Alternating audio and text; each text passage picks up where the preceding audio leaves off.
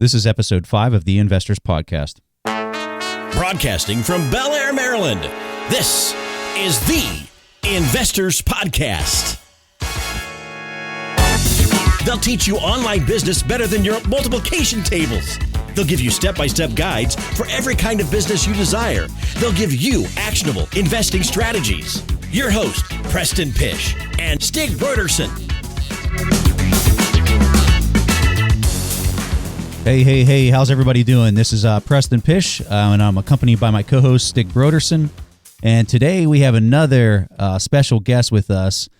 Today it is Gregg Pisani. And Gregg has some time working on the New York Stock Exchange. And today's interview with Gregg, we're going to be talking about what it's like to be on the floor of the New York Stock Exchange and kind of all the things that happen to a trader. So let's go ahead and just start this off. Gregg, go ahead and tell us something about yourself and just kind of give us a little bit of background. Sure. Good morning, everybody. So my work on the New York Stock Exchange and for the specialist firms that trade the stock was actually my second full-time career after college. I worked in the film business for a while in New York City, worked on some TV shows, worked on movies with Kiefer Sutherland, Michael J. Fox, some older actors, Jason Robards, Swoosie Kurtz. I did that for about 5 years, and then the work in New York kind of dried up. There was a little bit of a conflict between the New York and Los Angeles unions that basically work on all the different films. So it was a little tough to get work, and a friend of mine said, hey, maybe you want to work on Wall Street. And I was like, all right, well, sounds interesting. Right? I came from one interesting, diverse career where you saw a lot of different things on a day-to-day basis, and so I gave it a shot. So you didn't go there initially to do that. You went there to do the movie business and just kind of fell into the stuff. I was always into making movies. My minor in college was film and still photography. So always had a love of movies, right? And so I did that for about 5 years, and my friend and my brother kept on with that for a while, and I didn't see a lot of future in it for myself. So wasn't like dedicated to camera work or something else. So, when the Wall Street opportunity came up, I kind of took it. So my first job was working as basically an assistant to $2 brokers, right? And the $2 brokers are the brokers that are kind of independent from the big firms like Merrill Lynch. And they would basically take work from those bigger brokerage houses, and they would go work the pitch. Because there's never enough brokers on the floor to represent Merrill Lynch or Goldman Sachs or what have you. So they would farm out the work. It was almost like contractors in our current career. Yeah. So you would use them to go do the work. And they would work the different specialist booths. And literally they were booths where the different firms would hold the stocks and trade them, right? So I was a clerk for this firm. What does the $2 broker thing mean? I don't follow.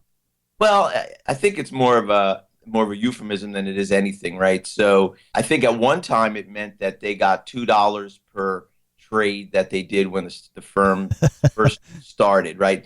Somebody told me that. I don't know if it's urban myth or whatnot, but for the most part, they were contracted out, officially, unofficially, to do additional trading for the bigger firms above and beyond what their capacity was to do it, right? Did they do that model so that they could flex their size? So like if they needed, like in high volume times, maybe for a certain year, the volume would be very high so that they could kind of flex and get rid of that extra fat after. I'd like to say yes, but I don't think it was as strategic, to be very honest with you. Okay. You think of Wall Street as being this well-oiled machine, and as we go on in the discussion here, it was pretty chaotic for the most part. Yeah. I think some of that was yes, and some of that they were not as rigorous in how they did things. So, it was probably a little give and take, All right, so, keep going, because I don't want to. Yeah, no, I don't want my questions to hold you up. No, it's fine.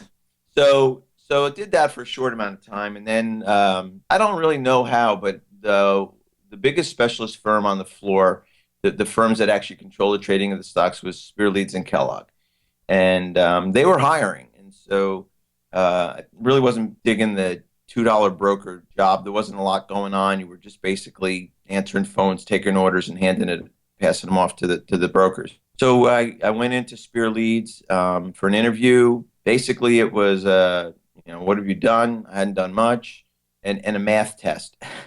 So, I really didn't do well in math in school academically, but when it came to monetizing math, right, the way we probably should be taught, I really got it. So the test that they gave us was dollars and cents, and everything trades in fractions, at least on the New York, right? It's more decimal points on the NASDAQ. So I did well, and I could communicate. And so I started off as a specialist clerk and then moved my way up the ranks. So that's how I got into the specialist firm. And Spear Leeds was big. They had a big operation. Things changed over the years, up until today, and I believe Goldman bought them at this point. But there's a lot of opportunities, a lot of stocks, right? Everything from small companies you never heard of to IBM. And so, spent 8 years there, 4 years on the New York, and then their American operation. And the American mostly traded options at the time, but there were stocks being traded there as well. It wasn't as automated as the New York, so they were looking to expand their operation there. And so I went over there. There was a small specialist operation there. Like I said, it was probably, 60, 75% options and some stocks, lesser value stocks that didn't make it to the New York. So it was more opportunity for growth there. So that's why I find that really interesting about the options being 75% of the, wow. Yeah. Yeah. Okay, so Greg, let me actually ask you, because I'm really delighted that you're on this show. I used to be a commodities trader myself, so it's really interesting to talk to a guy like you. And as you probably know, this is really a world that a few people get to experience firsthand. Sure. But there's a lot of myth about working on Wall Street. I don't know if that's because there are so many money involved. But Greg, how do you? Would you like to tell us about a typical day? I mean, how is it a typical day on Wall Street? So I think the day it's kind of interesting. You make your way down to downtown, right? Whether it was the New York or the American, doesn't really matter. Everybody gets their little breakfast, right? Mine was coffee and a muffin. You get to the booth, right? You're standing all day, right? You're not sitting at a desk. And these were literally booths. The ones on the New York were circular or oval, and you're behind the counter. The ones on the American were like a long counter style, almost like a delicatessen. How big's the room? Is the room like about the size of a football field or something? So, it looks bigger than it is, but I believe the New York's main room is pretty large. It's probably half the size of a football field. Okay. But it actually is multiple rooms, and I'm presuming because over the years it expanded because more stocks came in, right? Yeah. So they basically had to build more rooms out, and the American is not like that. The American was one huge space with some smaller areas that were non-trading areas, and a big building. Above that's all offices, right? And a lot of them are the SEC offices. Firms have offices, so but it's each place is a little different, So you'd come in, and the day before you basically reconciled the accounting for the stocks that the firm bought, right? Because you also buy and sell for your firm because you have to make money, right? And the only way you do that is buying and selling the stock for which you trade. And most of the, let's call it, regardless of the price, it's just the transaction. Exactly. Yeah. Exactly. So, there's stations, right? And each station has, in my day, they had very simple, almost look like the old Apple Macintosh computer screens, black background with green text for the price range for the stocks. Dinosaurs outside and all that kind of stuff. Yeah. And then we had regular computers behind us. And they basically were anything we'd want to look at, like Bloomberg's or whatever was going on as far as news feeds. Uh-huh. Right? At the time, when I changed over from New York to American was still on paper. So you got both electronic orders and paper orders spitting out of this. I don't even remember what the name of the machine was that spit out the orders, but it had a name. And the New York was fully automated, right? Okay. With more modern technology because money was really there, right? Yeah. So you'd get in, you had paper books that had carbon copies below them, and two sheets, the main sheet and the carbon copy, because that was your record. And basically the top sheet you tore each day or during the day, you sent up to basically the trading floor for the specialist firm, where they would reconcile the trades that you made on behalf of the company. And so you'd get ready. You'd start looking at the screens, see where the stock closed. Orders were able to come in, right? So if it closed at, let's say, round number $10, you'd get orders coming in at 9 7/8, 9 5/8, 9 1/2, because it's all traded in eighths. And then you'd get in orders coming in at 10 1/8, 10 1/4, up and down the range. And then you'd have stuff meet in the middle, and that's where you would most likely open the stock when the bell rang, right at 9:30. So it's all preparation. So you kind of see what's going on, and if there's news, it will impact what's going on as well. But each of the stations, had a broker, and some had a clerk as well. And you could have anywhere from one stock, which would mean that it's something busy. Like IBM on the New York was one stock traded with one broker and one clerk. So it was so busy when I was there. Oh, that they weren't handling. Yeah, they weren't handling multiples. They were just handling that one pick. Impossible. Wow. But then you'd have, someone who had three stocks. Maybe they had an AIG and a couple of smaller firms. Or someone else had Boeing, because that was one of the stocks they had as well, Spear Leads. Or on the American, I think at one point we had up to 10 stocks at a station. So, you're not talking about high volume or high dollar. It could be, something that's trading at $1, $2, $3. So, Greg, you could have a few more. You said early on that so you're looking at the buy and sell orders, and then you as the manager of that was kind of picking at where that was going to open up based on where things were. Yeah. Huh. So you could, and it's all based on your position too, right? So that's where some of the stuff we'll get into as you move along in the questions, that while we think that everything is fluid and it's based on the economy and news and stuff, the specialist broker has a lot of control. It's almost like, wrangling cattle. You can let them run free and roam, or you could actually pen them up in certain areas and control them. So, and it's based on your position, especially if you bought a ton of stock the day before or the few days before, and all of a sudden you see there's bad news, a lot of sell orders coming in, whatever, it's going to push it down. And then you're going to be like, oh man, I'm holding 50,000 shares of this or whatever. What am I going to do here? So you could open the stock up. You couldn't buy stock on a straight uptick or plus, right? Because, you had to let other folks generate the initial uptick. Then you could buy, right? And the same thing on a downtick, right? On a minus, you can't sell on the first minus tick down, because they're just policies and guidelines that control it for the specialist firm. You have to have someone else. Now, you could be part of a buy or a sell, but you cannot initiate it. Like if I know the stock's going to go up, I can't buy everything at the next, if there's... Yeah.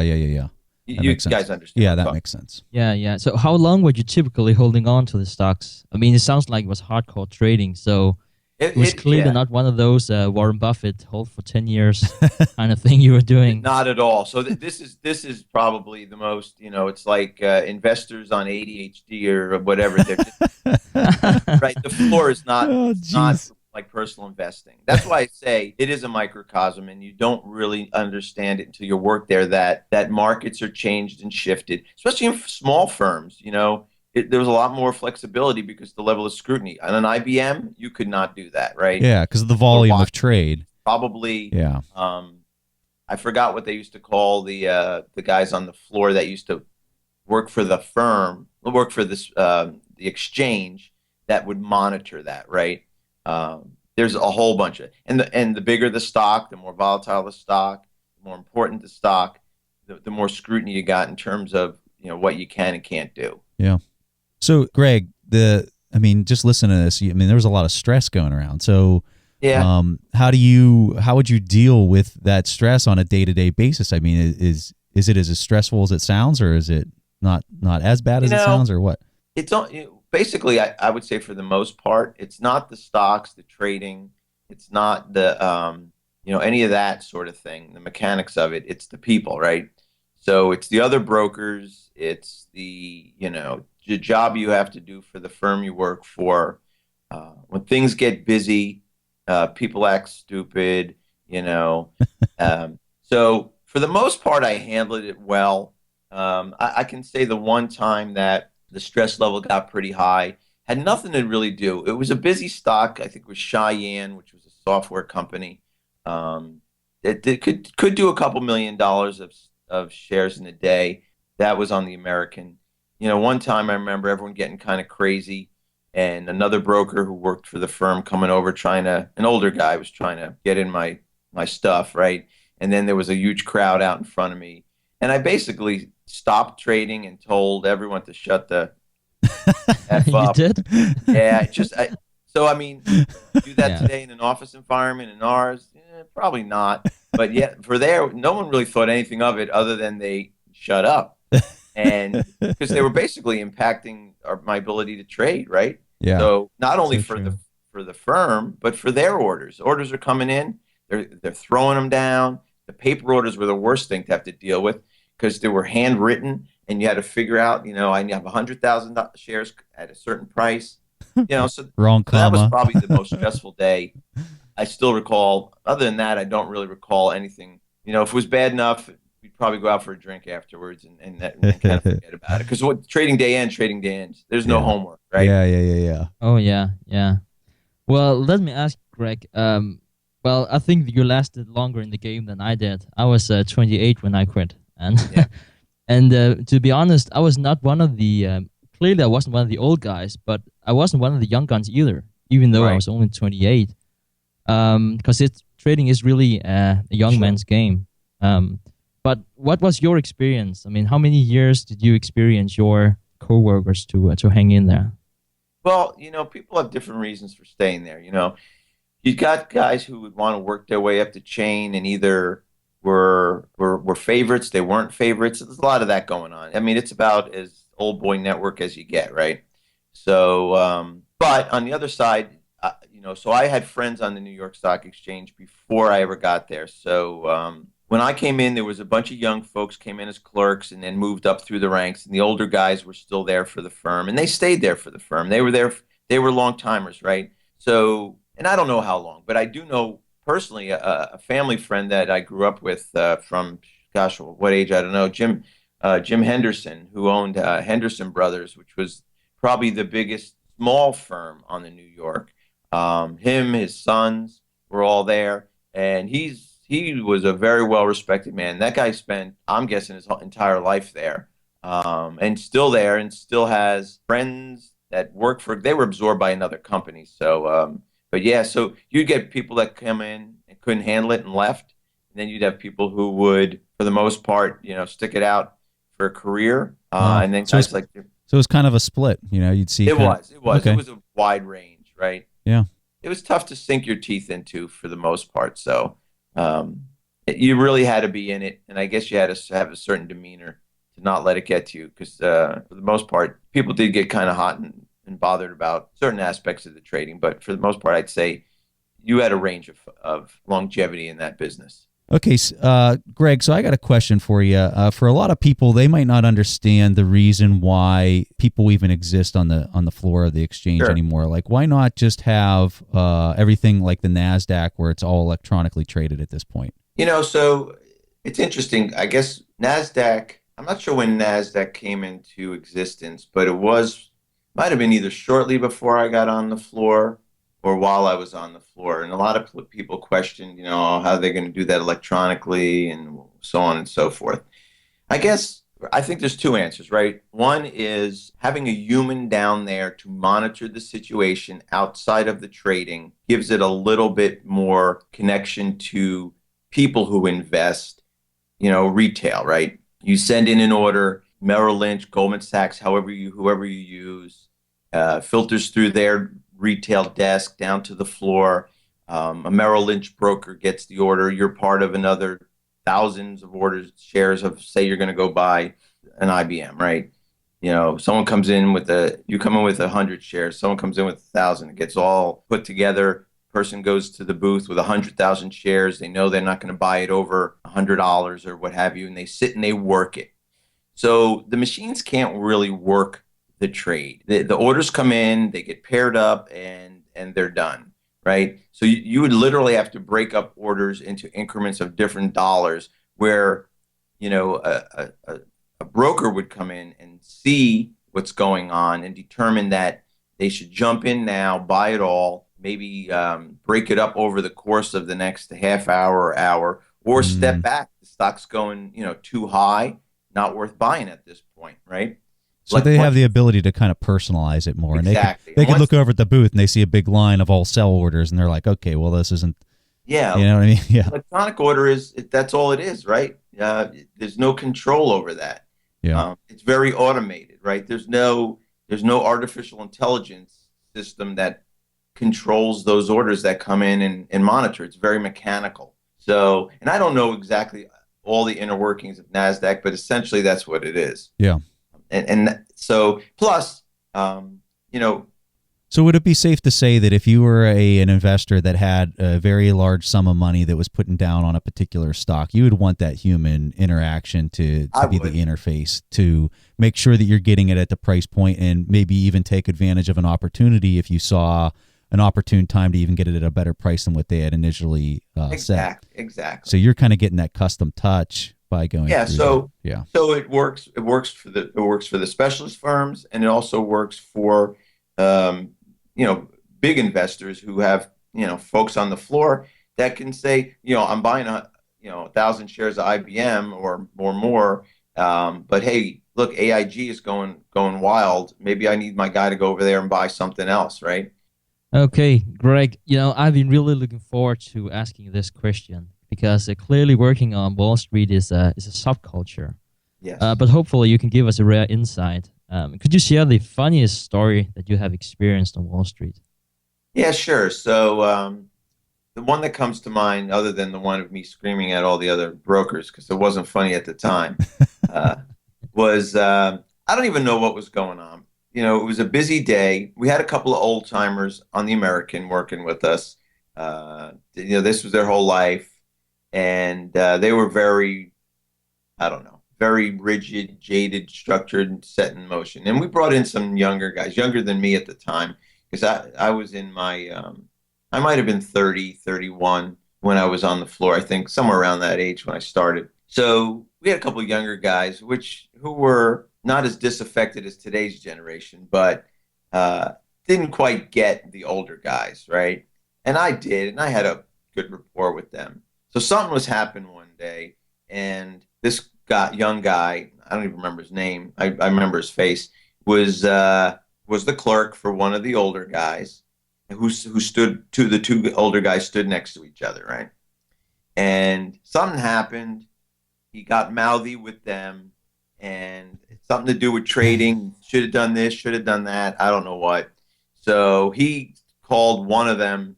He didn't curse at him, but he called him something. I think the last guy's name was Matricelli, and he was a big, heavy guy, and he called him Mattress Belly.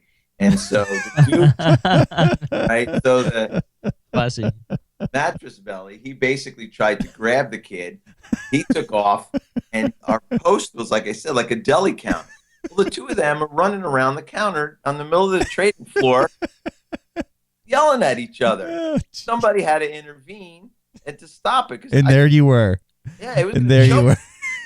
Like, I mean, where does that happen? Right in an office? It doesn't. Only No on the way. trading floor. Nobody thought too much of it. Sounds like a cartoon. It was pretty comical. And he never caught him. The guy was an older, heavy guy. They had to get laid down on a mattress afterwards. Yeah, it's pretty. Oh, funny. yeah. Yeah, that was probably one of the funnier things that happened. Oh, there was geez. probably many, but you were talking. I left the floor in the 90s, so I have distinct memories of certain things, but other stuff I've moved on kind of. So that was pretty humorous.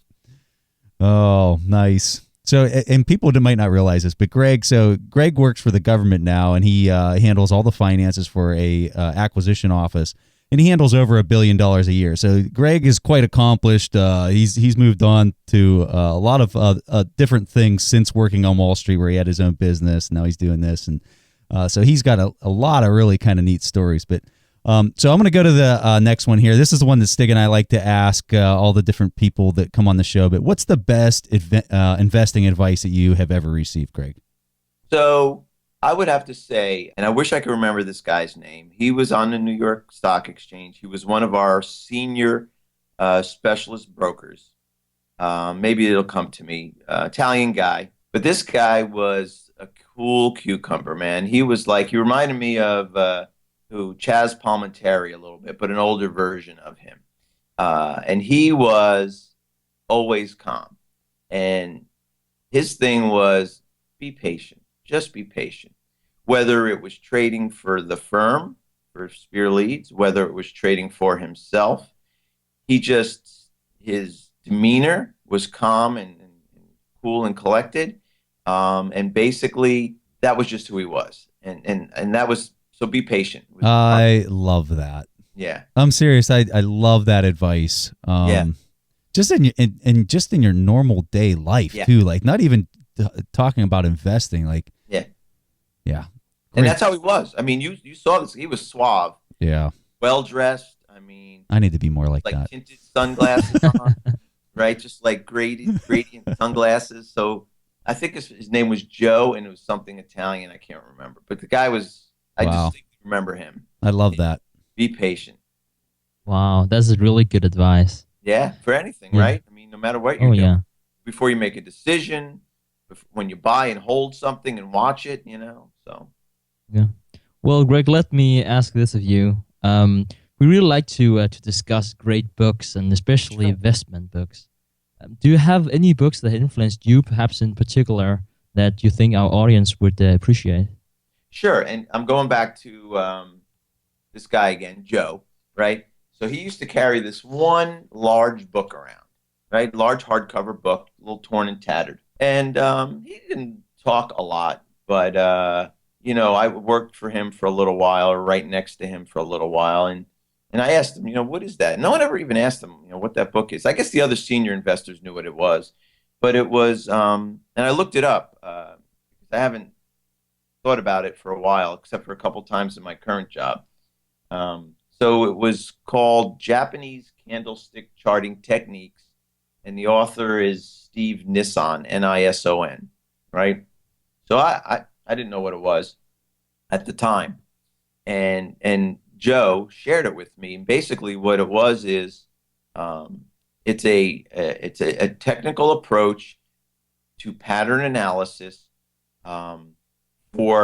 and I looked this up, pretty much for any type of security, derivative, currency, what have you, right? Any type of traded thing. And so basically, they think it was first used in the 1800s in Japan by rice traders, right? They developed this technique. And I don't know all the history of it, but basically it was a pattern occurs over time the more data that you pull together. So one of the little excerpts from the book, and I went back and looked at this, was that if you had 10 candles in a row and you lit them all at the same time, they would burn differently, right? But then if you put another 10 next to that and another 10, a pattern would come out, right? So it's interesting because I didn't quite understand it back then. It was kind of philosophical, right? It was a little highbrow, and that's why this dude was, right? He was very, like I said, very cool, very interesting approach to things. And this was his kind of way he did stuff. But you can't use it alone in a vacuum. I think you have to combine it with other analytical tools. Yeah. Because it's not in itself, you need something to feed that to determine the pattern. And just so everyone in the audience knows, so everyone knows Stig and I are extremely hardcore Warren Buffett, long-term value investors that would buy a pick and hold it as long as we possibly can. And I think what Gregg is talking about here is something that could be beneficial to a person who, if you're listening to us and you're more of a short-term investor or something like that, the book might be a fantastic tool. And even if you're not, I think the book might be something that's interesting to consider just so you kind of understand that aspect of it. Right. You know, I'm of the opinion that the more vantage points that you understand about a particular area of interest, the more informed you are and the more intelligent you become, and you can make better and more informed decisions. So, you know, reading something like that and understanding the pattern analysis, and even if you were applying it to boom bust cycles, you know, if you were looking at, okay, what is the critical variable or some of the critical variables that causes the market to collapse? You know, I'm of the opinion that interest rates is probably one of the biggest critical variable for that to happen. Sure. So, you know, you could apply that, some of maybe the things that you'd learn in that book that Gregg's highlighting, to the pattern analysis of how interest rates work and how they interact with the market, you know. Very interesting. Right. So you can marry up three things, or interest rates, earnings, you know, and then something particular to the industry. Yep. And then you'll probably see a pattern within the patterns, right? Yep. And if you layer them together. So I just found that really interesting. And, you know, it's a level of detail you could apply to short-term, long-term, and almost in anything where there's a consistent occurrence of something. Okay, so Gregg, really appreciate everything that you've taught us and talked about. I mean, it's really interesting to be able to talk to somebody who's been there and done that on the floor of the New York Stock Exchange. So really appreciate that. Pleasure. At this point, Stig and I are going to go ahead and answer one of the questions that we had that came in on the website. And if anyone out there wants to send us a question and get it potentially answered on the show, go to asktheinvestors.com, and you can submit your question either by recording it and sending it to us, or you can type it up and send it to us. This one was typed up and sent. If you are going to record your question, try to make it as concise as possible and quick and to the point, because if it's too long, it's going to be hard for us to play it on the air. So with that said, I'm going to go ahead and read this question. It comes from Brandon Klein, and Brandon's question is, if we were planning to hold a stock forever, as Warren Buffett likes to say, and we've decided we can predict that the business will do well, say like 10 to 15% growth per year into the future, is it really that important to buy the stock at a discount to its intrinsic value? Because the stock price in IV will grow, or the intrinsic value will grow year by year. So Stig's going to go ahead and answer the question. Well, first of all, Brandon, let me just say that it's a really great question you're asking here. And it also gives me the opportunity to reiterate that the most important attribute for a stock is really the quality of the business. I also think that was your point, Brandon. You probably know the famous quote by Warren Buffett, who was saying that he would much rather buy a wonderful business for a fair price than a fair company for a wonderful price. And I think that really pretty much captured this. But one thing I had to add here is that Warren Buffett, while he advocates that you should hold the stock forever, he actually rarely does that himself. And I'm not really saying that Warren Buffett is a hypocrite, not at all. But what he's actually saying is that you should have the mindset that you want to hold the stock forever. And the major reason for that is that you'll have to pay capital gains tax whenever you're selling the stock. So that's definitely an important aspects to think about. But let me give you an example of what it is that Warren Buffett is talking about when he's speaking about buying a stock at a discount to the intrinsic value. For instance, let's say that you buy a stock at a fair price and you expect it to get a 10% annual return. By a fair price, again, that is related to the quote, that is equivalent to the intrinsic value. So you're saying the price of the stock is $10, and that is also the value of the stock. And say that you want to hold that stock for 10 years. But if you bought that stock at a 50% discount to the intrinsic value, you would get close to 18% annual return instead of the 10% over that time period. And really, 18% compared to 10% over the long run, that's really means the world. Hey, I've got something I want to piggyback onto what Stig said, because he's exactly right. So if you can buy it, let's say you think it's worth $10 and you can get a 10% return using a discount rate that would give you that $10 price point. If you can go ahead and buy it at $5, okay, you're able to increase that return significantly, okay? And what you're doing when you do that, it's almost like you're able to warp yourself back in time. It's almost like you could say, if I would buy Berkshire Hathaway right now, I know that it's trading for like $135, $140 right now. But if I can buy that at $100, that's almost like I went back 3-4 years ago and was able to buy the stock at that point in time. And so then you're able to basically get more compound interest out of it. So that's just a different way to look at it. But I mean, if you can buy something for a 10% yield, that's fantastic, or expected 10% yield. But if you can buy it at even cheaper price, you'll even get a higher yield. So that's, I guess, the best way we can answer your question, Brandon. And we really appreciate you typing that up and sending it to us. So we're going to send you a free signed copy of the Warren Buffett accounting book. And we just really hope to have more questions like that in the future and to be able to interact with the audience.